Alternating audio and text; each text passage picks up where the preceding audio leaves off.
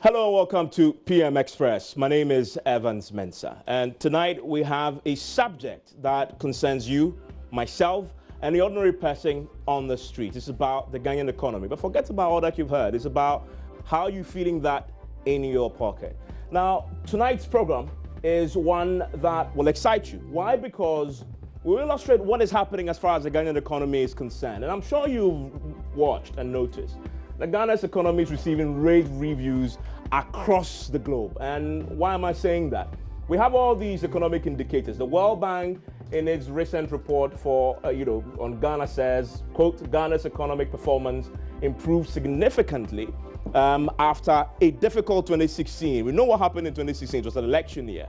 We have been applauded for being one of the fastest growing economies in the world, more than 8% in 2017. A lot has been said about the depreciating cedi as well, but the World Bank has stated something quite differently. It talks about the cedi as remaining stable while the foreign reserves rose. Now let's talk about the cedi, the country's ratings with the various rating agencies. I'm sure you've observed the Standard & Poor's recently reviewed Ghana's credit rating from a negative B to stable. That is key as far as those who loan us money is concerned. It said the upgrade reflects its assessment that Ghana's monetary policy effectiveness has improved, albeit from a low base, and will support the credibility of the inflation targeting framework over the period. Now, the key thing about this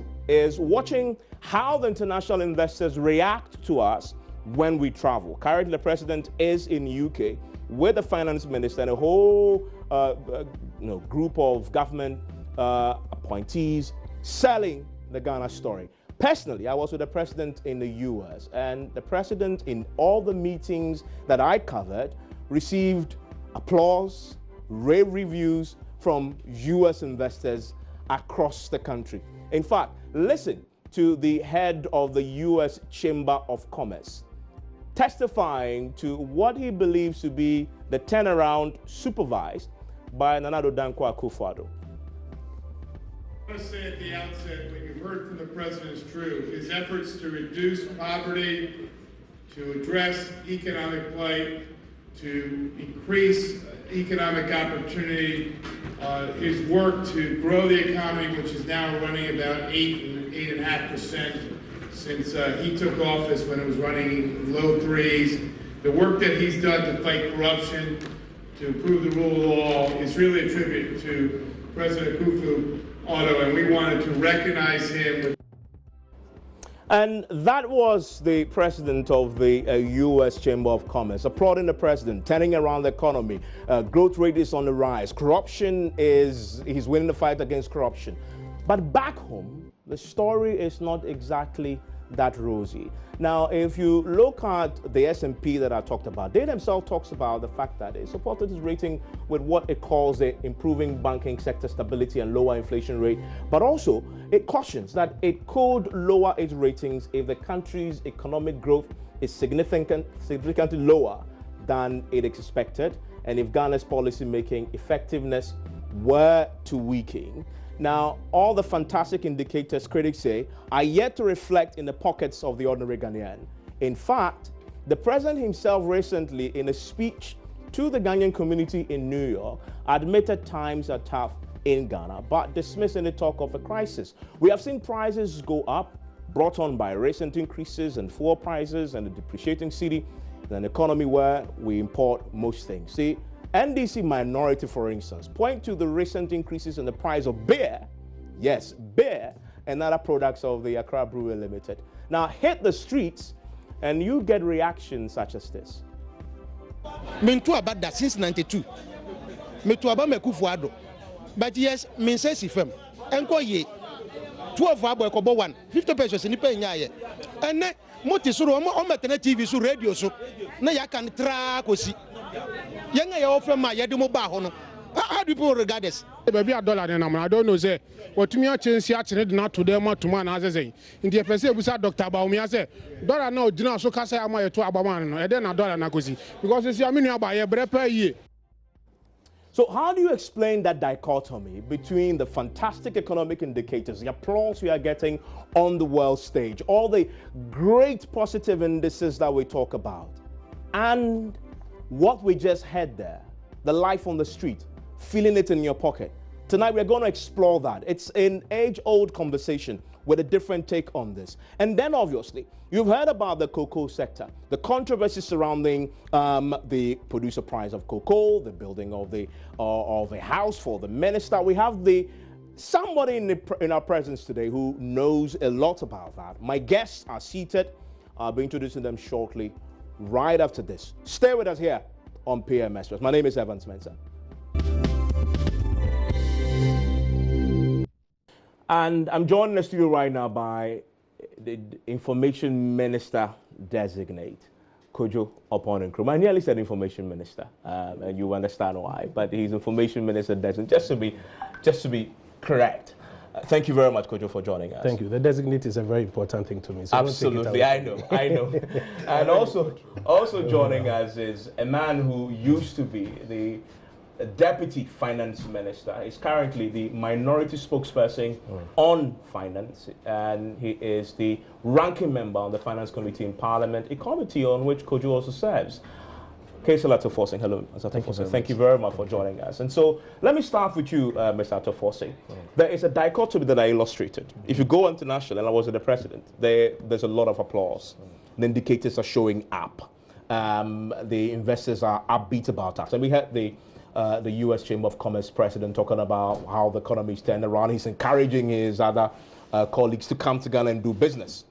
If you come to Ghana, as we heard there from you say, that is not reflecting in the people's pockets. But isn't that a matter of time? Evans, thank you very much.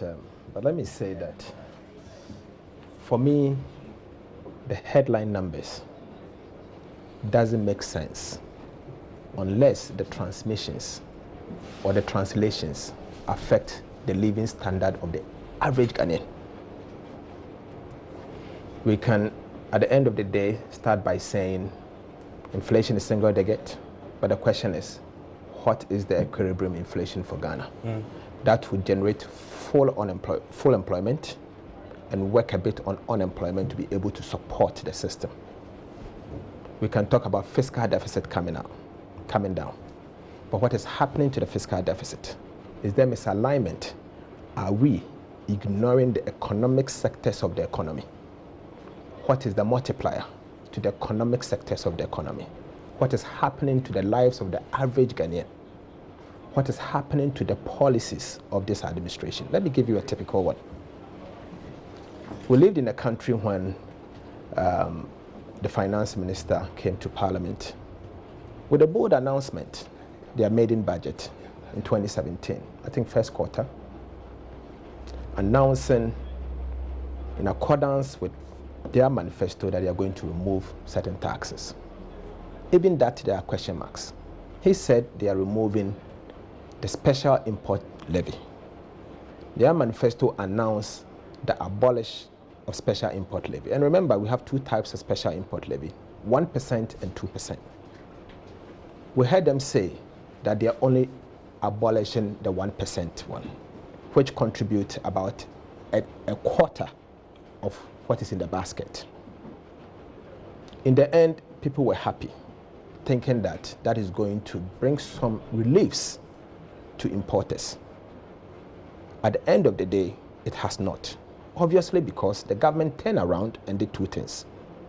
One, contrary to their manifesto promise to abolish the special import levy, they only took the smaller component of the special import levy out and rather extended the very thing that they promised Ghanaians that they are going to abolish 2 more years till 2020.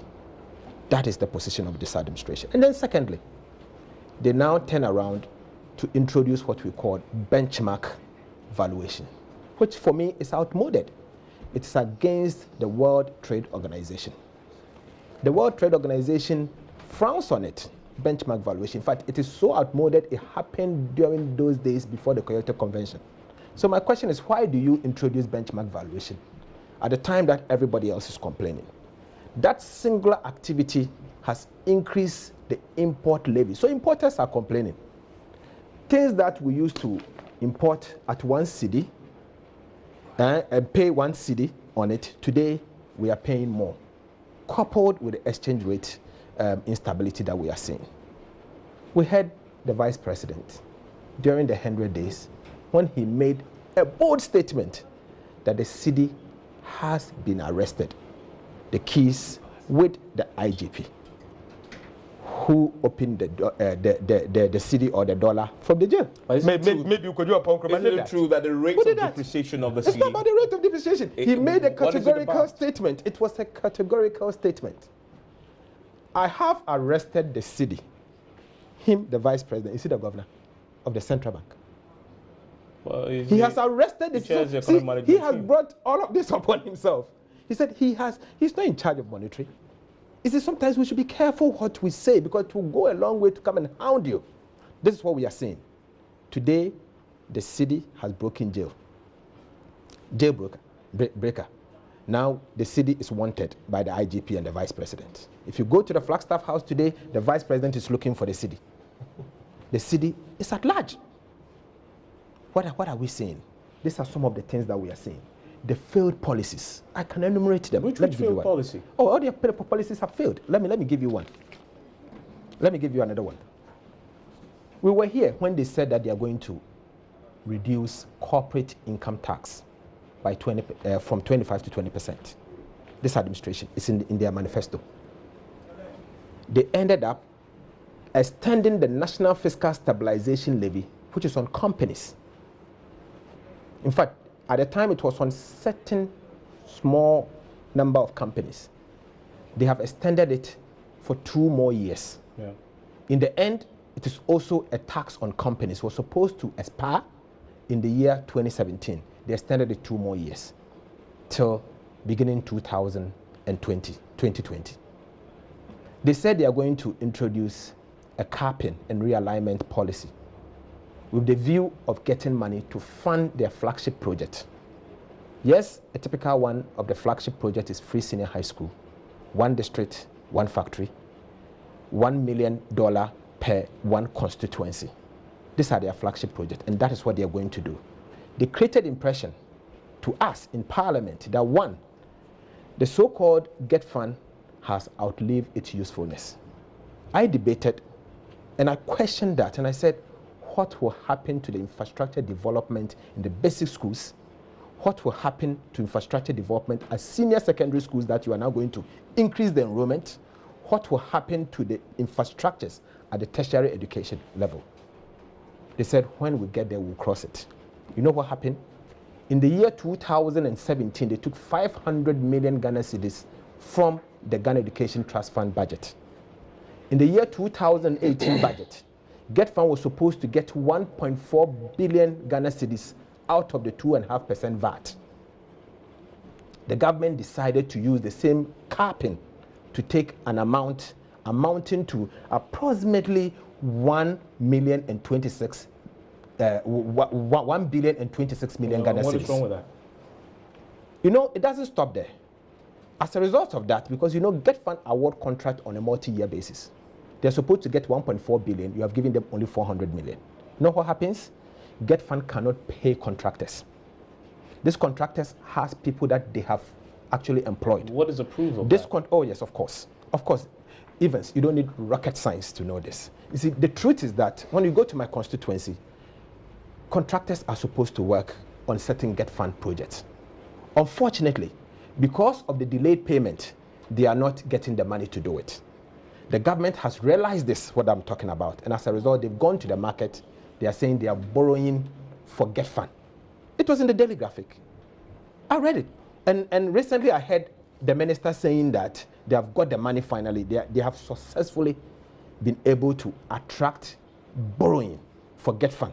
So the question I ask is, for a period of, let's say, 2 years, you have taken approximately 1.5 billion Ghana cedis from Ghana Education Trust Fund. You have starved Ghana Education Trust Fund to the extent that they didn't have money to be able to build the infrastructure or pay the contractors, and for the contractors to be able to pay their banks. Now, because the reality has hit you, You've gone back to the market to borrow for Get Fund to be able to pay the contractors. Are you going to pay delayed payment? Kojo, are we borrowing for the Get Fund? So let me start from the very top. And I want to start by saying good evening to you, to your viewers, and to my colleague here too. And I want to start also by quoting a narrative that former President Mahama used to tell us about in his day. He said there was a Russian propaganda chief called Goebbels. And the Goebbelian propaganda strategy is always try and find something little to latch on and spin it over and over again and create the mindset that there's a huge crisis in the system. And you can convince the people that things are not going well and probably win political power. The tapes are there, you can play it. And that's exactly what my good friend Atto and his friends are doing. And let me show you why. I'm going to go back to the beginning. You know, tonight he says that the headline numbers are good. I've never said they are good. You can go back and play the beginning. I said, if I just may finish. But is this something that you dispute? If I just may finish. Because the headline numbers are... If I just may finish. If I just may finish. Yes, He says the headline numbers are good. I was transcribing his words. But they don't make sense until it affects the pockets or the lives of the everyday Ghanaian. Has anybody realized that a year ago, they were debating us left, right, center in this country that these headline numbers cannot be relied on and that they are not indeed what we say they are? And then they shifted the argument to say, well, the headline numbers that show growth and improvement, the ones that people are applauding President Akufo-Addo for and the international community is looking at and saying that, well, we see gradually things are improving. Those same numbers. Later when they changed the argument, they said, oh, they should give them credit for it. It was their doing. Today, he now admits that, well, indeed, things are getting better, but it is not good enough until it translates into the pockets and the lives of the everyday Ghanaian. And I'm saying that it is because consistently, this Goebbelian approach, this Goebbelian propaganda approach is the same approach they take over and over again. And I'll just cite a few examples. You recall right from the beginning, when we tried to raise money to plug some of the holes that they had left, they said the transaction we had done was illegal. They had written to international organizations to come and investigate. Finance Minister Ken Ofori-Atta took him to Shraj. Shraj ruled. The parts that we were not comfortable with took it to court. The court ruled on that. That matter died. They said the ESLA bond that we were trying to do was a bond that could not. But that matter isn't dead. Which one? The bond? The bond one. They applied to the petition to the U.S. Ask him. You applied to a U.S. agency. Because you don't know what is coming. We'll come to that. This is something that we It is over 1 year. Yeah, it is over a year. I'm just going through the Yes, steps. When we went for the Eurobond, they said, no, it will not be a successful transaction. You saw what happened there. They said the District Assembly's Common Fund was an unconstitutionality and that they were going to go to the Supreme Court. My very good friend Yato said he was going to champion that case. I don't know the case number. Oh, no, we're already in Supreme Court. I don't know the case number. I don't know, and you guys report from the courts. Oh, so if you have followed it. I can give you the point I'm making is this. This is their modus operandi. They consistently do this. The good news is that we are now all admitting that the headline numbers are improving. The macroeconomic fundamentals that we have spoken about for so long and the conditions which we came to meet that were so difficult to operate within, gradually we are seeing an improvement. Evans, all politics, all economics is about the people who are watching us tonight. True. And I don't want to get too boxed down into the technical figures, etc. So that's why this conversation is possible. Simply put, what did we come to meet? We came to meet an economy that, in essence, was in disarray. You had huge liabilities. You had a huge debt-distressing situation. Government revenues were low. In his administration, they told us that it was so low that the meat was gone and then we're now at the bone. This administration had also promised the people of Ghana a number of development programs. So there were 3 steps you had to go through. Number 1 was to restore that macroeconomic stability, get that conducive environment. And that is what you are seeing consistently, whether it's Standard & Poor's or the World Bank or everybody say, we are beginning to realize that the headline numbers are pointing in the right direction. But could you talk about that? You've piled on the debts. No, relax. I'll come to that. And I'm happy you've talked about that. That's a very significant part. I will speak to that. I will speak to that. I'm happy that at this stage, almost 2 years on, now Atto and I will agree that the headline numbers are good. He says he disagrees. He now says that, but it doesn't make sense until it translates, the transmission effect. Until it translates. That you agree. And I'll come to that. And I'll come to that specifically. And I think that it is a point that we should not be quick to gloss over. It is important. Because if I take you to the MPP's manifesto for 2016, and if you just indulge me to read from the very first chapter, the very first paragraph, we say that a strong economy matters And if I just may read, it says, strong economy creates opportunity and inspires more people to start new businesses. In much the same way, a strong economy encourages existing businesses to make new investments, to grow, to expand. More and well-paying jobs are created. The private sector hires more people. Citizens prosper. Public sector-driven job creation interventions and initiatives also require a strong economy, because we have consistently mentioned that we need to first fix the fundamentals, else you can't do anything. And in these first 1.5 to 2 years, I'm happy that we have come to the point that we have done that. I agree with him when he says that the fundamentals. The fundamentals of the economy have significantly improved from where they were. I don't think anybody. I have a quote for you. Anybody would dispute that. I have a quote for you. A quote from the vice president, the current vice president, who says that the fundamentals will expose you. I mean, the city.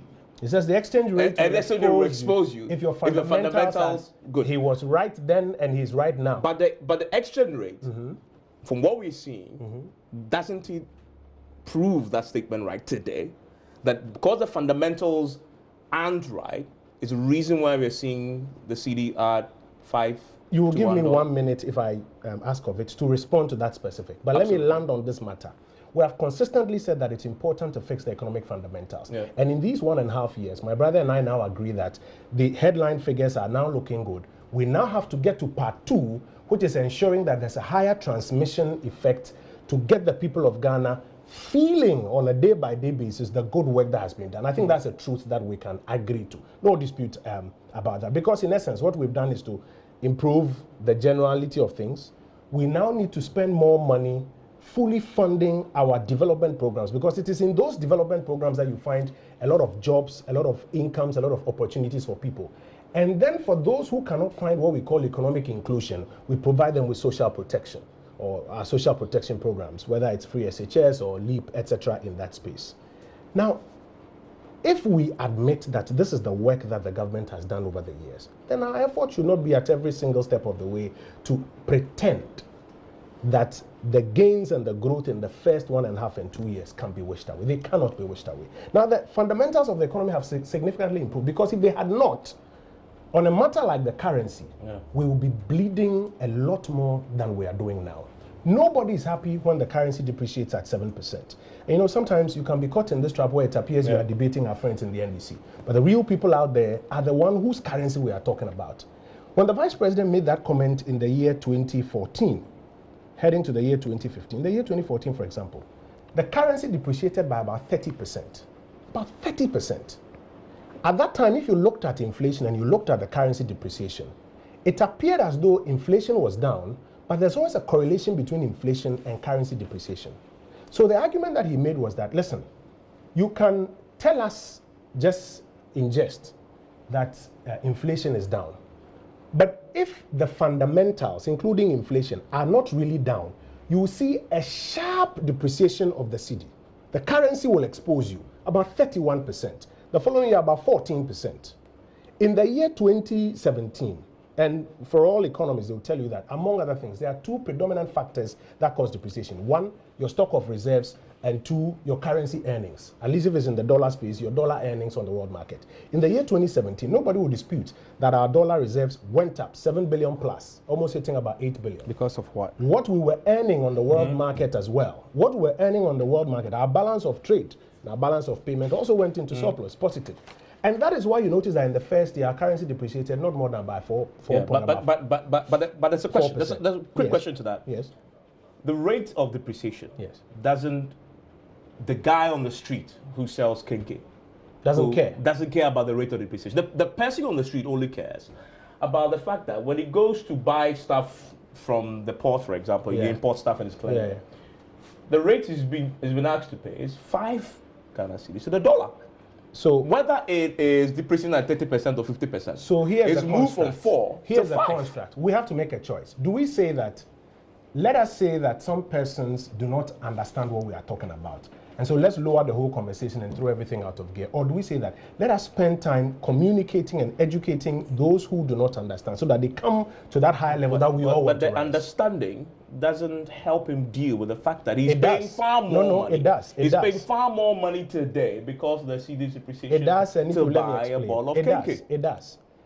In 2017, because the fundamentals were fixed, you saw the currency not slip by more than even 4.5%. Now, in 2018, all of us, and you've read the IMF briefs, everybody is aware of what has happened with the U.S. economy and the strengthening of the dollar. Oh, so is the U.S. fault? No, I'm not saying it's their fault. That is a fact. We have to get to a point where we admit facts. We can have opinions, but the facts must be put where they are. Because of the strengthening of that currency, you've seen global currencies plummet, yet the city has held its own at 7. Now, what has happened is that we have enough reserves, or we had enough reserves, but because of an increased demand, which was not matched by an equal level of supply on the market, people were pricing themselves out. Yeah.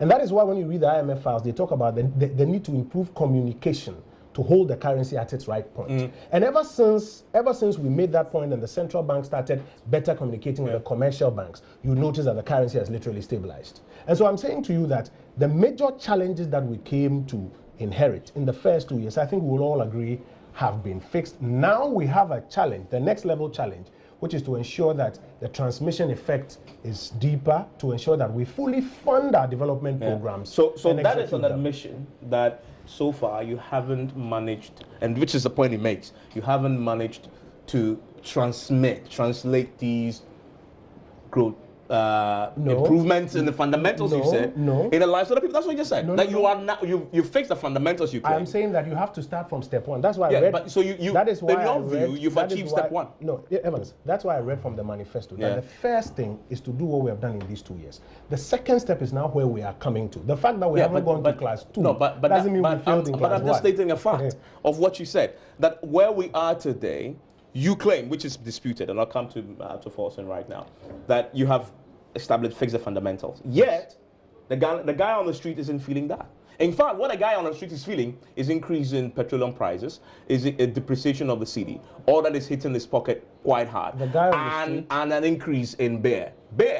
I know you don't drink. I know you don't drink beer. The guy on the street, but the guy is paying more for beer today. The guy on the street says that he wants to feel the impact quicker. Yeah. That's what he's saying. No, but he hasn't feel. And in we fact, agree with him. He's feeling a reverse that is the effect. next step. You remember this week. Now, to force, I want to come to you on this. This week, another example of a tightening economy, really, is what we saw with the vendors for farm milk, who were protesting, Mr. Ponkruma, that the farm milk authorities have told them they are going to slash how much they pay them because the cost of doing business has gone up.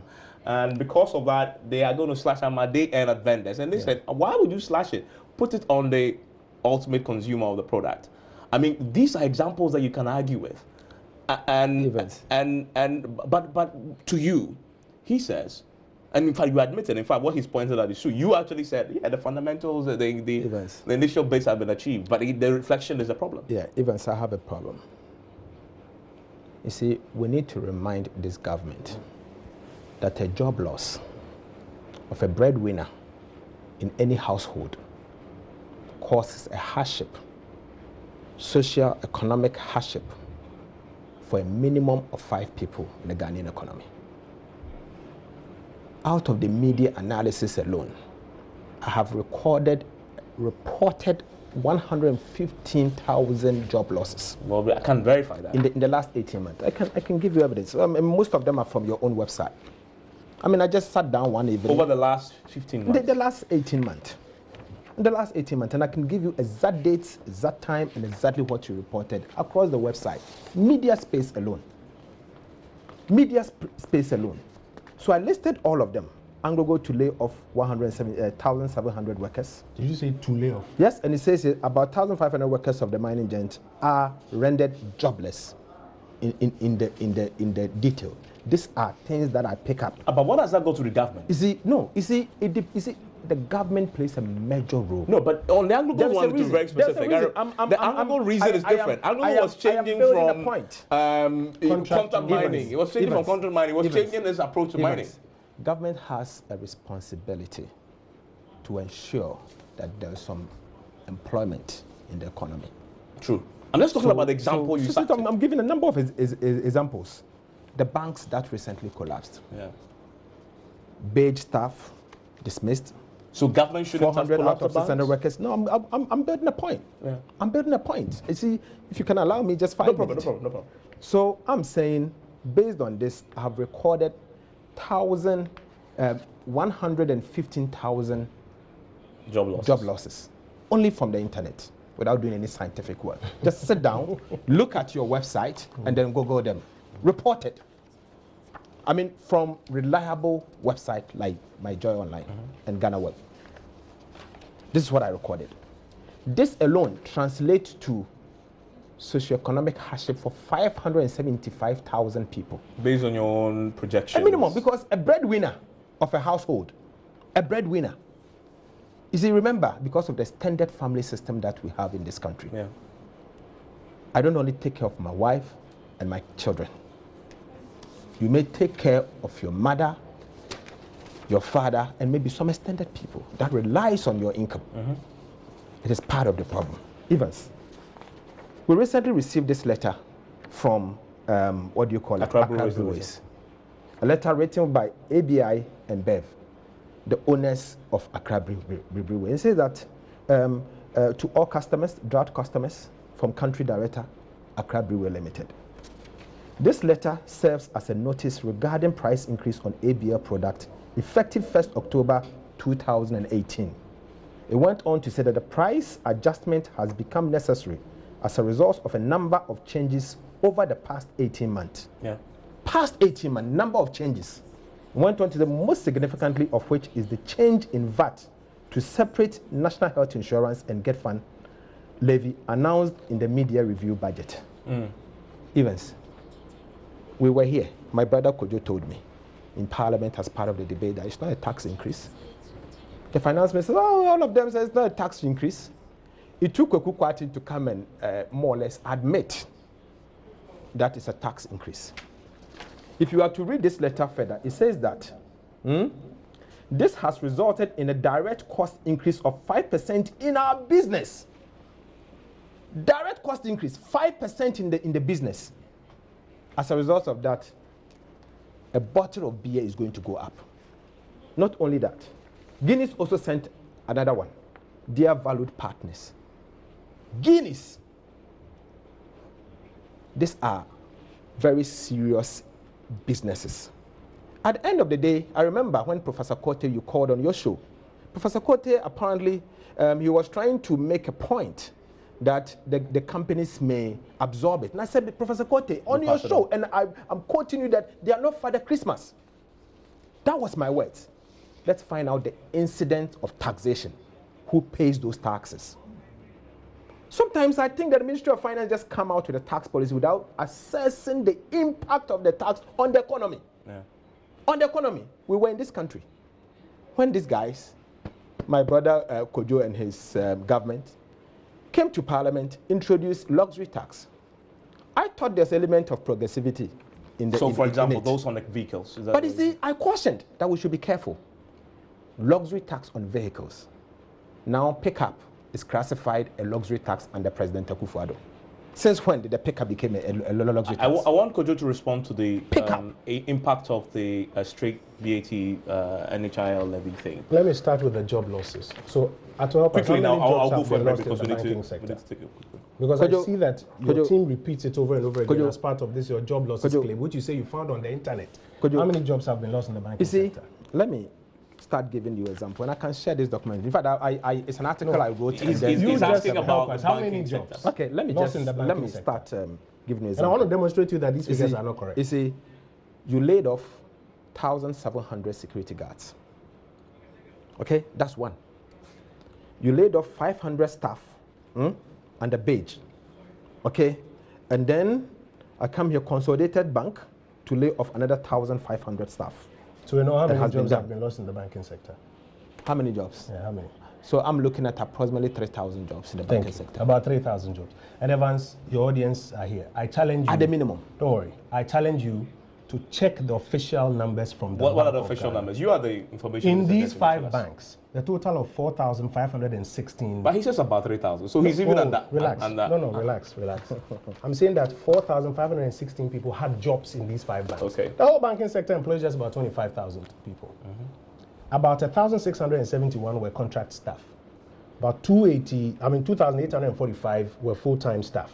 Okay. Today, over 2,800 people still have jobs at consolidated banks. And the other contract staff, a good chunk of them have still been retained. You check these numbers. A good chunk, how many? How many? Check these numbers. So how many lost jobs? Check these numbers, and I'm telling you that this 3,000 figure. So how many? I'm coming. He's putting out a figure. He who alleges must prove. This figure he's talking about is totally incorrect. No, and I'm saying that I'm coming. Yeah. I'm coming. I'm saying that what they do is that they, for example, he'll go on the internet, bundy up these numbers that he has seen. The Anglo Good is to lay off that, and then create a certain impression. I'm coming. Let me take you to the banks, for example. Yeah. And today, President Akufo-Addo is telling you that he has spent minimum of 8 billion Ghana cedis plugging the black hole in the banks. If you add emergency liquidity assistance and the capitalization of consolidated bank to it, you are talking close to about 13 billion. But you haven't addressed the question. You challenging his figures, but you haven't given me No, he has given you figures. I'm telling you that these figures are not correct. But why should I take you when you can't tell me the specifics? No, I have told you that about 2,818 still have jobs. Take it out of the 4,000. Yeah, okay. Take it out of 4,516. It's so not about less than 2,000. Of course. These numbers are put together to create a certain Goebbelian propaganda impression that people are losing jobs. Let me even specifically stay on the banks. I'll come to other matters. Out of the about 4,516 jobs in these 5 banks alone, I haven't even talked about the first 2, I tell you on authority that these jobs had been lost. They were gone. These banks were insolvent, had collapsed. And on their watch, what they were doing was that every month, they will give them emergency liquidity assistance to literally pay salaries and pay the depositors who come to their doors. You have a government that comes in that says that we cannot allow this to continue. So we are going to pump about 12 billion Ghana cedis into these banks to save at least almost 2,900 of these 4,500 jobs. And also ensure that over 1 million depositors don't lose their money. Okay. And then you turn around and you say, people are losing jobs under Akufo-Addo. You've got it all turned upside down. We need to quickly take a break. When we return, there are some current issues that we need to resolve. First of all, we'll deal with the issues surrounding the cocoa pricing. But also, I need to hear, we still haven't resolved this issue about how the cocoa board was investing the monies that they were making from the cocoa, I mean, off the backs of the farmers. An allegation that monies were used to renovate bungalows that the minister took one of. That is one of the things still unresolved. I need to hear what the information minister designates on. This is a big issue that happened last week. I'm pretty sure he has some latest information on that for us. What really happened there? Let's put that to bed. Plus, we will talk about the one district, one factory. What is the update on that? Remember, Kojo talks about creating jobs. One of the biggest ways to lessen the burden on the ordinary person, create jobs as you're losing some. What happened to the one district, one factory? One of the main vehicles to create jobs. And of course, the one constituency, 1 million cedis that were proposed. We'll deal with that when we return. And of course, Atu needs to answer the question. What happened when they applied to the IMF?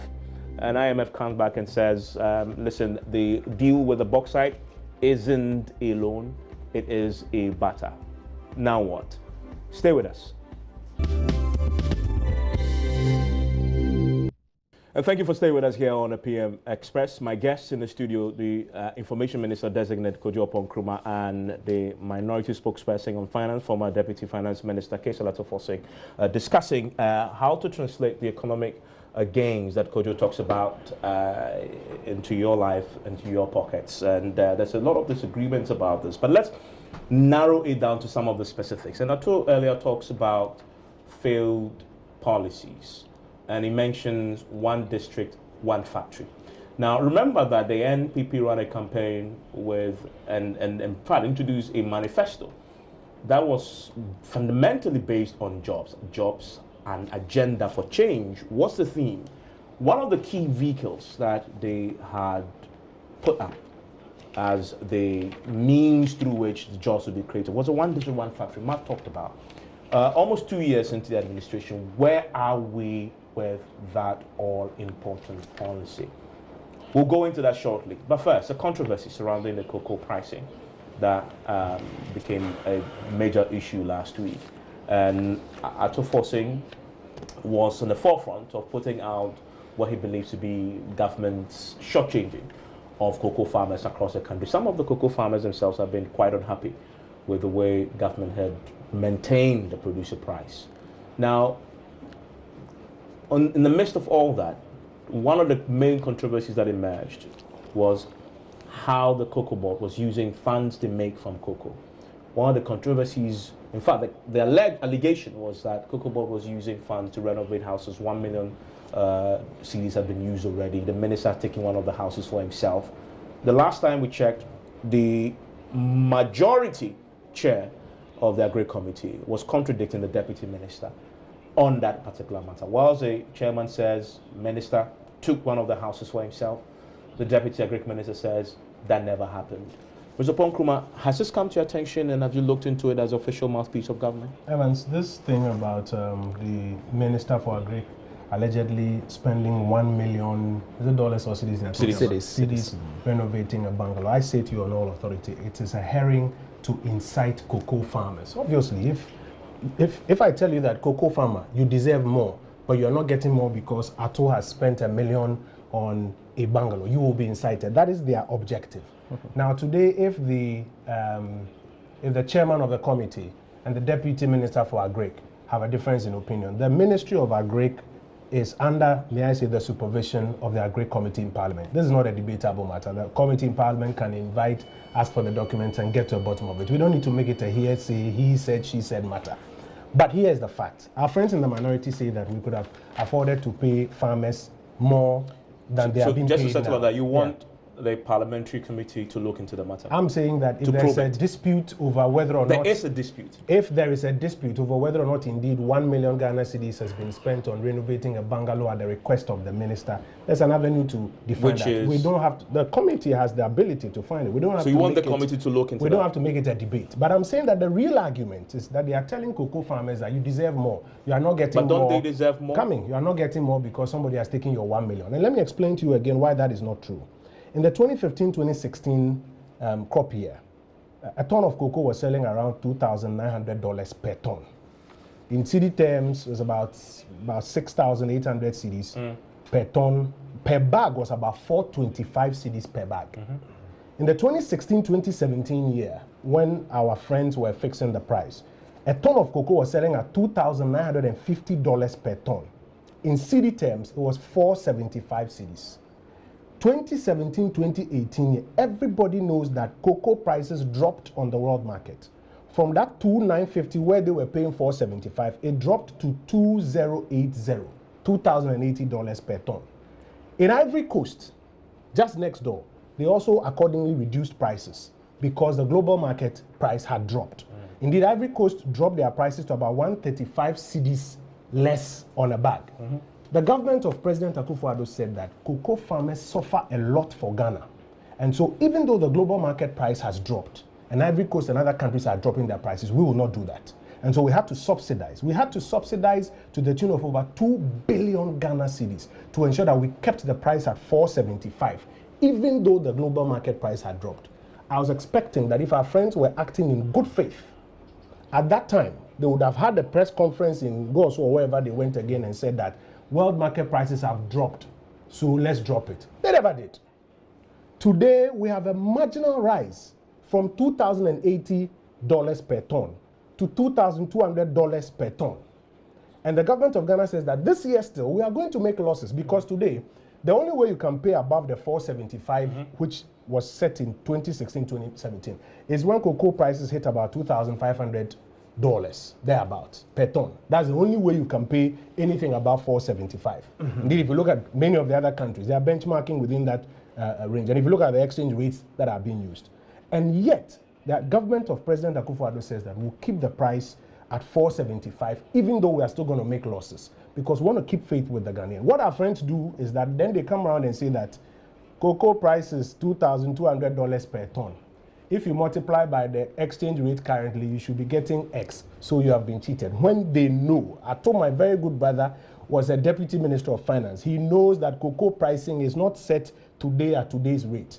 About 2 months ago, when the syndication was taking place, that's when you come and you fix a rate. And he knows that the rate that were used at the time was 4.5. You make an important, as well, come to the show, you make an important point. Fundamentally, world cocoa prices have dropped. Yes, dropped in the 2017-2018 year, gone up marginally this year. True, it's dropped. And so we're unable to increase the producer price. Indeed, we are So subsidizing. We are subsidizing to now, keep the price at 475. I return to my first question, Yeah. and that is why that question is an important one. Isn't that why whatever money you make from cocoa board, agri ministry, must be managed prudently and not put in stuff like bungalows? Now, your answer was the ministry, the committee should probe. But shouldn't government take this more seriously? What gives you the impression that government hasn't taken it seriously? Because you said the committee should probe. I'm saying that if there's I'm saying that if there's a dispute. No, you said if. If there's a dispute But between. there is a dispute. If I may, Evans, you've asked the question. Yeah. Respectfully, let me answer.